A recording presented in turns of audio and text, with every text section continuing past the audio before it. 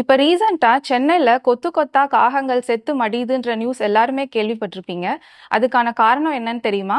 H5N1 அப்படின்ற ஒரு பறவை காய்ச்சலுக்கான வைரஸ் தான் இதுக்கான காரணம் அப்படின்ற ஒரு சந்தேகம் வந்திருக்கு. ஆனா அதுக்கான அதிகாரப்பூர்வமான கன்ஃபர்மேஷன் இன்னும் நமக்கு கிடைக்கல. இது பறவைகளுக்கு நடுவுல சுலபமா பரவும். ஆனா மனிதர்களுக்கு வருமா அப்படின்னு கேட்டா மனிதர்களுக்கும் வரலாம். ஆனா ரொம்ப ரேரா வரும். பறவை காய்ச்சல் மனிதர்களுக்கும் வரலாம். மனிதர்களுக்கு எப்படி வரும்னு பார்த்தோம்னா, பாதிக்கப்பட்ட பறவைகளோட எச்சம், அதோட ராவான இறைச்சி அதெல்லாம் கையாள்றது மூலமா வரலாம். இதோட அறிகுறிகள் என்னன்னு பார்த்தோம்னா, காய்ச்சல், தொண்டை வலி, இருமல், இத மாதிரி காமன் ஃப்ளூ காய்ச்சல் மாதிரி வரும்.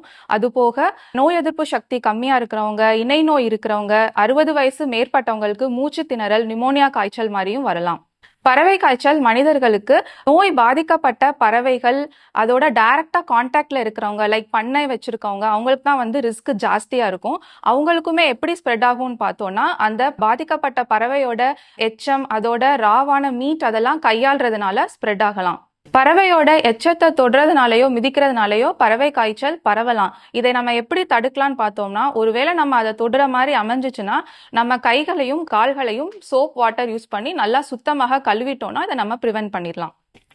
எப்ப நம்ம மருத்துவமனைக்கு உடனே போகணும்னு பார்த்தீங்கன்னா, காய்ச்சல் 2 to 3 days ஃபீவர் இருந்தும் செட்டில் ஆகாம கண்டினியூஸ் ஆகிட்டே இருக்குன்னா மருத்துவமனைக்கு கண்டிப்பா போகணும். அது போக மூச்சு திணறல் ஏற்பட்டாலும் கண்டிப்பா மருத்துவரை அணுக வேண்டும். பறவை காய்ச்சல்ல இருந்து மனிதர்களும் பறவைகளை வளர்க்குறவங்களும் எப்படி பாதுகாத்து கொள்ளணும்னு இப்ப பார்ப்போம். நோய்வாய்ப்பட்ட பறவைகளை கையாளும் போது அதுக்கான ப்ரொடெக்ஷன் கிளவுஸ், மாஸ்க் அதெல்லாம் யூஸ் பண்ணி ஹேண்டில் பண்ணணும். அடிக்கடி கைகளை சுத்தம் செய்யணும். வீட்டில் பறவைகளை வளர்க்குறவங்களும் அவங்க கைகளை அடிக்கடி சுத்தம் செஞ்சுக்கணும். தேவைப்பட்டா மாஸ்க்கும் யூஸ் பண்ணிக்கலாம். அது போக சிக்கன் செய்றீங்கன்னா அதை நல்லா மஞ்சள்ல வாஷ் பண்ணிட்டு நல்லா குக் பண்ணிட்டு சாப்பிடணும்.